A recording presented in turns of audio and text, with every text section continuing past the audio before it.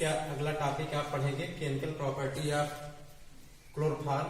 Chloroform उस दिन हम लोग प्रयोगशाला विधि में देखे थे और उसमें हम लोग ये देखे कि वाष्प अवस्था में जब वो द्रवित होता है तो एक गाढ़ा द्रव के रूप में उस ठंडे जल में ग्राही प्राप्त हो जाता है। ग्राही प्राप्त कर लेंगे फिर उसको हम जल को ग्राही को अलग कर लेंगे और जिसमें हम प्रभाजी आसवन करेंगे। 61 डिग्री सेल्सियस ताप पर गर्म करने पर क्लोरोफॉर्म प्रभास द्वारा अलग होता है और उसे हम पृथक कर लेते हैं। तो द्रव अवस्था में हमारा क्लोरोफॉर्म प्राप्त हुआ। अब उसके हम केमिकल पर रासायनिक गुण पढ़ेंगे क्या क्या उसका होता है। तो पहला है सिल्वर चूर्ण के साथ अक्रिय। जब क्लोरोफॉर्म को हम सिल्वर चूर्ण के साथ अक्रिय करते हैं तो C2H2 प्राप्त स्ट्रिंग गैस प्राप्त होती है और सिल्वर का लवण प्राप्त होगा। दूसरा इंपॉर्टेंट अक्रिय है कार्बिल एमीन अक्रिय। परीक्षा में अभ्यास पूछा जाता है इसका। देखिए जब एनिलीन का सूत्र होगा C6H5NH2। एनिलीन को हम अक्रिया कराएंगे क्लोरोफॉर्म के साथ पोटेशियम हाइड्रोक्साइड की उपस्थिति में। तो पोटेशियम हाइड्रोक्साइड की उपस्थिति में एनिलीन क्लोरोफॉर्म से अक्रिया करके एनिलीन आइसोसाइनाइड बनाता है जो कि एक तीक्ष्ण दुर्गंध युक्त यौगिक है। अतः परिभाषा इसकी क्या होगी कि जब एनिलीन को हम क्लोरोफॉर्म के साथ पोटेशियम हाइड्रोक्साइड के उपस्थिति में अक्रिया कराते हैं तो एक आइसोसाइनाइड यौगिक प्राप्त होगा और यह क्रिया कार्बिल एमीन अक्रिया कहलाएगी। दूसरा है बेंजीन के साथ अक्रिया। जब हम क्लोरोफॉर्म को बेंजीन के साथ अक्रिया कराते हैं अर्थात C6H6 के साथ अक्रिया कराते हैं उस अवस्था में हमें निर्जल एल्युमिनियम क्लोराइड लेना पड़ता है। यहाँ पर निर्जल एल्युमिनियम क्लोराइड लेंगे और हमें ट्राईफेनिल मेथेन प्राप्त होगा, एक यौगिक है और हाइड्रोजन क्लोराइड गैस रूप में आपको वहां प्राप्त हो रही है।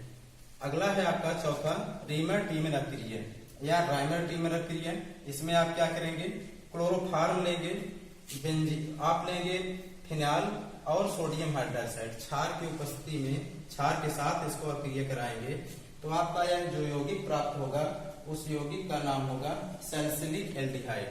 परिभाषा इसका क्या होगा कि जब क्लोरोफॉर्म को फिनाल और सोडियम हाइड्रोक्साइड के साथ अक्रिय करते हैं तो सैलिसिलिक एल्डिहाइड प्राप्त होगा और यह अक्रिया राइमर टीमर अक्रिया कहलाती है। Use of chloroform. क्लोरोफॉर्म का जो भी हम यौगिक पढ़े हैं उसका क्या उपयोग है यहाँ देखिए। पहला उपयोग है कि यह निश्चेतना उत्पन्न करता है अतः बेहोशी उत्पन्न करने वाला एक रसायन है। दूसरा है कि कुछ कार्बनिक विलायक की चर्चा होती है कि कुछ यौगिक जल में विलय होते हैं और कुछ कार्बनिक विलायक में विलय होते हैं। तो क्लोरोफॉर्म तेल वसा रेजिन आदि को घोलने का काम करता है अतः यह एक विलायक है। तीसरा है प्रयोगशाला में भी इसके पहले आप देखे हैं कार्बिल एमीन अक्रिया में फेनिल आइसोसाइनाइड प्राप्त हुआ या ट्राईफेनिल मेथेन प्राप्त हुआ। तो इन दोनों महत्वपूर्ण यौगिकों को बनाने में यह एक अभिकर्मक के रूप में काम आता है। तीसरा जंतु विज्ञान के प्रयोगशालाओं में जो बड़े बड़े लैबें होती हैं जंतु विज्ञान के तो वहां पर जो जीव जंतु का डिसेक्शन किया जाता है तो डिसेक्शन करने से पहले उनका निश्चेतना उलाई जाती है तो वहां पर होता है। पहले क्लोरोफॉर्म का उपयोग मानव की चिकित्सा पद्धति में जब शल्य कर्म होता था या सर्जरी होती थी तो वहां पर इसका वाष्प का उपयोग किया जाता था। परंतु विशेष रूप पर हृदय और श्वसन तंत्र पर इसका बुरा प्रभाव पड़ने के कारण आजकल मानव पर इसका उपयोग नहीं किया जाता। यह अति हानिकारक है। अगले देखेंगे आप क्लोरोफॉर्म की शुद्धता की जांच कैसे करेंगे। अभी प्रयोगशाला में आपने क्लोरोफॉर्म बनाया तो हमारे द्वारा बनाए गए क्लोरोफॉर्म शुद्ध है अतः या उसमें कुछ त्रुटि रह गई है उसकी जांच करना आवश्यक होता है। तो उसकी जांच हम दो विधियों से करते हैं। पहली विधि उसमें यह है कि हम सिल्वर नाइट्रेट AgNO3 का हम चूर्ण डालेंगे क्लोरोफॉर्म में तो सफेद अवक्षेप प्राप्त होगा। एक परख नली लेंगे, उस परख नली में क्लोरोफॉर्म और सिल्वर नाइट्रेट दोनों मिक्स करेंगे। मिक्स करने के बाद उसमें सफेद अवक्षेप यदि प्राप्त होने लगे तो सफेद अवक्षेप यह दर्शाता है कि हमारा बनाया गया क्लोरोफॉर्म शुद्ध अवस्था में है। दूसरा उसकी हम शुद्धता की जांच करेंगे सांद्र सल्फ्यूरिक अम्ल के द्वारा अर्थात H2SO4 डालेंगे तो वह सांद्र सल्फ्यूरिक अम्ल डालने पर यदि हमारा क्लोरोफॉर्म काला पड़ जा रहा है तो काला पड़ने पर यह निश्चित होगा कि वह क्लोरोफॉर्म हमारा शुद्ध है। तो यह दो विधियों से हम उसकी शुद्धता की जांच करते हैं। अब आगे के टॉपिक में पढ़ेंगे पॉलीहाइड्रोजन कंपाउंड का दूसरा यौगिक। चलिए आयोडोफॉर्म, यह पॉलीहाइड्रोजन कंपाउंड का दूसरा यौगिक है। अभी इसके पहले ठीक क्लोरोफॉर्म पढ़े हैं। क्लोरोफॉर्म, आयोडोफॉर्म या ब्रोमोफॉर्म का एक ही सूत्र होगा CHI3 आयोडोफॉर्म, CHCl3 क्लोरोफॉर्म और CHBr3 ब्रोमोफॉर्म। तो हम यहाँ पर आप अध्ययन कर रहे हैं पॉलीहाइड्रोजन कंपाउंड के दूसरे यौगिक जिसका नाम होगा आयोडोफॉर्म। आयोडोफॉर्म का बनाने की प्रयोगशाला विधि में आप कैसे आप बनाएंगे या क्या क्या लेंगे प्रयोगशाला में, आप आयोडोफॉर्म बनाकर देख सकते हैं। तो इसके लिए सबसे पहले आपको एथिल अल्कोहल चाहिए और आयोडीन, इसके अतिरिक्त सोडियम कार्बोनेट, यह तीन इंपॉर्टेंट अभिकारक होने चाहिए और यह क्षार की उपस्थिति में क्रिया होती है। अतः NaOH या KOH में से कोई एक क्षार आप ले सकते हैं। तो इसका परिभाषा आप कैसे बनाने की विधि में क्या लिखेंगे कि जब एथिल अल्कोहल को अर्थात C2H5OH को हम आयोडीन और सोडियम कार्बोनेट के मिश्रण को सोडियम हाइड्रोक्साइड के साथ गर्म करते हैं तो हमें प्राप्त होता है आयोडोफॉर्म। आइए देखते हैं बनाने की विधि। जब एथिल अल्कोहल सूत्र आपको आना चाहिए C2H5OH, हमने एथिल अल्कोहल यहाँ लिया। फिर क्या लेना है हमको, सोडियम हाइड्रोक्साइड। क्षार की उपस्थिति में क्रिया होती है तो सोडियम हाइड्रोक्साइड या पोटेशियम हाइड्रोक्साइड, यह ऑप्शन होता है, दोनों में से आप कोई एक लेंगे। तो हमने यहाँ पर सोडियम हाइड्रोक्साइड लिया तो आप भी सोडियम हाइड्रोक्साइड यहाँ पर लिख लेंगे। यह उपस्थिति में है, एज ए कैटालिसिस काम यहाँ करता है। दूसरा, आप एथिल अल्कोहल बाद क्या लेंगे प्रयोगशाला में, आयोडीन का सूत्र क्या होगा, यह क्रिस्टल फॉर्म होगा I2 हमने यहाँ लिया और सोडियम कार्बोनेट एक प्रकार का साल्ट है, 11th में इसका गुणधर्म पढ़े हैं, वह साल्ट। इन तीनों मिश्रण को हम लेकर गर्म करेंगे। गर्म करने पर अक्रिया होगी इनमें और हमारा बन जाएगा आयोडोफॉर्म CHI3।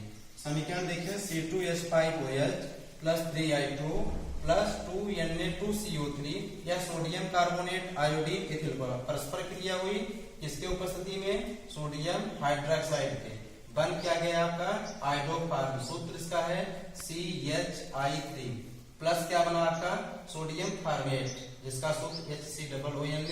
कुछ बुकों में आप पढ़ेंगे, अगर आपका बुक होगा तो देखेंगे HCO2Na भी दिया गया है। तो इसका मतलब कुछ नहीं है, इसका मतलब यही है कि यह जो दो O यहाँ पर ऑक्सीजन का परमाणु देख रहे हैं यह O2 कर दिया गया है यहाँ पर, और सोडियम एक परमाणु के रूप में यहाँ दिखाया गया है। तो आप चाहे ये भी सोडियम फॉर्मेट है, ये भी सोडियम फॉर्मेट है, कोई इसमें कंफ्यूजन नहीं होना चाहिए। फिर जल वाष्प रूप निकलता है, सोडियम आयोडाइड प्राप्त होता है। तो यह थी आयोडोफॉर्म बनाने की विधि। फिर सुन लीजिए एक बार आयोडोफॉर्म आप कैसे बनाएंगे।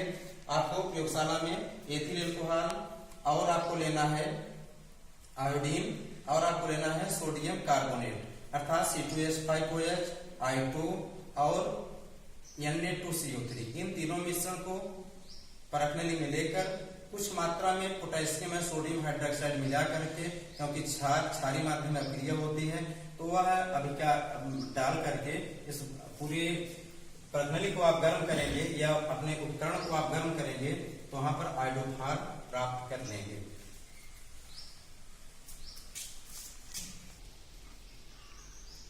अब तक आप प्रयोगशाला में देख चुके हैं कि आयोडोफॉर्म बनाने की विधि। अब यहाँ पर हम भौतिक गुण के विषय में चर्चा करेंगे। तो हमें भौतिक गुण से बताने से पहले हम आपको फिर से बताते हैं कि आयोडोफॉर्म आप कैसे बनाएंगे।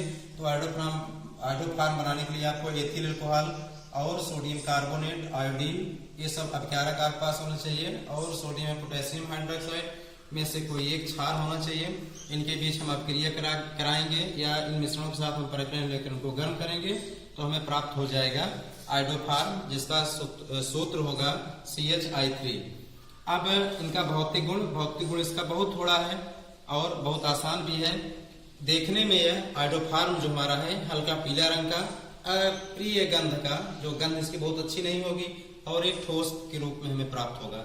दूसरा है कि इसका गलनांक 119 डिग्री सेल्सियस है। 119 डिग्री सेल्सियस ताप पर यदि इसको हम गर्म कर देंगे तो यह ठोस से द्रव अवस्था में आ जाएगा। तीसरा इसका भौतिक गुण है या फिजिकल प्रॉपर्टी का तीसरा पॉइंट है कि यह जल में अघुलनशील है। जल में मिला देने पर या जल में इसको घोलने पर यह घुलता नहीं है, बल्कि कार्बनिक विलय जैसे बेंजीन, एल्कोहल या क्लोरोफॉर्म या अन्य जो कार्बनिक विलय करते हैं उन सब में यह घुलनशील है। आगे है कि इसका जो उपयोग है, उपयोग इसका कहाँ करेंगे? मुख्य रूप से इसका उपयोग हम एज एंटीसेप्टिक के रूप में करते हैं। तो यूज इसका आप लिखेंगे यूज एज ए एंटीसेप्टिक। तो एंटीसेप्टिक के रूप में इसका हम उपयोग करेंगे, मतलब घाव को भरने में जो पट्टी की जाती है तो उस पट्टी में इसका उपयोग किया जाता है। तो दूसरा इसका क्या है कि दवाएं कुछ होती हैं, उन दवाओं के बनाने में भी हम आयोडोफॉर्म का उपयोग करते हैं।